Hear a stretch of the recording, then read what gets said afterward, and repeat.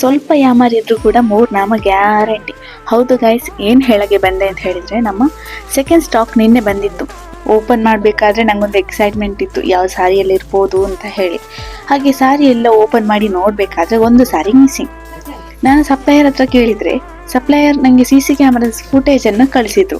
ಅದರಲ್ಲಿ ಹೌದು, ಅವರೆಲ್ಲ ಸಾರಿಯನ್ನು ಹಾಕಿದ್ದಾರೆ, ಆದರೆ ಶಿಪ್ಪಿಂಗ್ ಟೈಮಲ್ಲಿ ಏನೋ ಒಂದು ಸಾರಿಯನ್ನು ತೆಗೆದಿದ್ದಾರೆ. ಅಂದರೆ ಅವರು ಓಪನ್ ಮಾಡಿರುವಂಥದ್ದು ಕಾಣ್ತದೆ, ಆದರೆ ಒಂದು ಕೈ ಹೋಗುವಷ್ಟು ಸಣ್ಣ ಹೊಟ್ಟೆ ಇರುವಂಥದ್ದು ಕೊರಿಯರ್ ಬ್ಯಾಗಲ್ಲಿ ಅದರ ಒಂದು ಸಾರಿಯನ್ನೇ ತೆಗಿತಾರೆ ಅಂತ ನಾನು ಅಂದ್ಕೊಳ್ಳಿಲ್ಲ.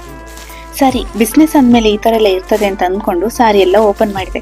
ಒಳ್ಳೆ ಕ್ವಾಲಿಟಿ, ಒಳ್ಳೆ ಸಾರಿ, ಬಜೆಟ್ ಫ್ರೆಂಡ್ಲಿ ಸಾರಿ. ಇದರ ರೇಟ್ ಎಲ್ಲ ಎಷ್ಟು ಗೊತ್ತಾ?